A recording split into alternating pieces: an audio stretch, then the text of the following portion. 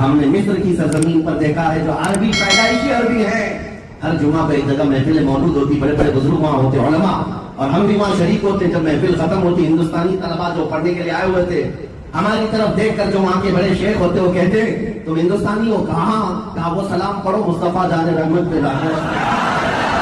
محفل عربیوں کی ہے، سلام مصطفیٰ جان رحمت، ہم پڑھتے جھوم کر۔ ایک دن ہم نے اس استاد محترم سے پوچھا تھا آپ کو سمجھ میں آتا ہے یہ اردو میں لکھا ہوا کلام ہے؟ وہ کہتے ہیں سمجھ میں تو نہیں آتا لیکن جب تم لوگ پڑھتے ہو تو عشق مصطفیٰ میں اضافہ نظر آتا ہے۔ یہ ہے میرے عزیزو، تار جڑا ہوا ہو میرے آقا کی بارگاہ سے، اس کا کلام ہمیشہ زندہ رہتا ہے، اس کا نام بھی زندہ رہتا ہے۔ اور پھر آپ دیکھ لینا وہ کیڑے مکوڑے تو یوں ہی پناہ ہو جاتے ہیں جن کو بارگاہ مصطفیٰ میں پھونکنے کے لیے خریدا جاتا ہے۔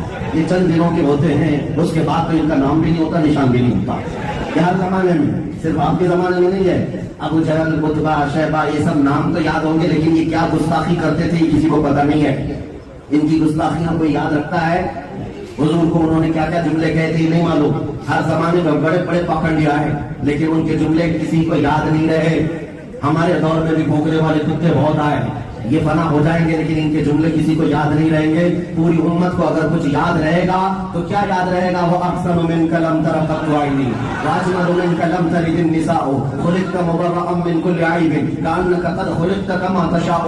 یا رسول اللہ آپ سے زیادہ حسین میری آنکھوں نے دیکھا نہیں، آپ سے زیادہ خوبصورت کسی ماں نے جنا بھی نہیں۔ یہ حسان بن ثابت نے 1400 سال پہلے کہا تھا میرے آقا کو دیکھ کر، اور وہ آج تک گنگنایا جاتا ہے اور یاد رکھا گیا ہے۔ حضرت جابر بن سمرہ کہتے ہیں ایک دن میں مسجد نبوی کی طرف آیا اپنے گھر سے، آج کی رات 14ویں شب کی رات، 14ویں شب تھی، چاند آب و تاب کے ساتھ نکلا ہوا تھا۔ اچانک کسی اسنا مصطفیٰ کریم صلی اللہ علیہ وسلم اپنے حجرے سے باہر آتے ہیں، آپ کے جسم اقدس پر سرخ دھاری دار جبہ تھا اور چہرے انور پر جو شعاعیں تھی۔ حضرت جابر کہتے ہیں کبھی میں نے مصطفیٰ کا چہرہ دیکھتا اور کبھی چاند کو دیکھتا، کبھی ادھر دیکھتا کبھی ادھر دیکھتا اور سوچتا کہ میں کس کو زیادہ حسین کہوں، اس 14ویں کے شباب والے چاند کو یا اس مصطفیٰ کے حسین رنگت والے چہرے کو۔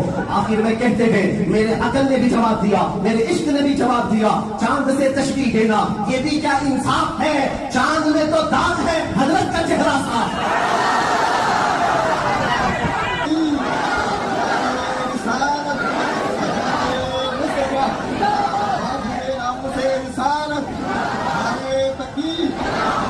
یاد ہے اگر آج قوم کو یاد نہیں رہیں گی نبی کریم صلی اللہ تعالیٰ علیہ وسلم کی عظمت، کیونکہ قرآن کی بولی ہے جو کبھی جھوٹی نہیں ہو سکتی۔ میرا رب فرماتا ہے وَرَفَعْنَا لَكَ، سب کو یاد ہے اے محبوب ہم نے آپ کے ذکر کو بلند کر دیا ہے، تو کھٹائے سے کسی کے نہ کھٹا ہے نہ کھٹے گا، جب بڑھائے تجھے اللہ تعالیٰ تیرا، مٹ گئے مٹتے ہیں مٹ جائیں گے آقا تیرے، نہ مٹا ہے نہ مٹے گا کبھی۔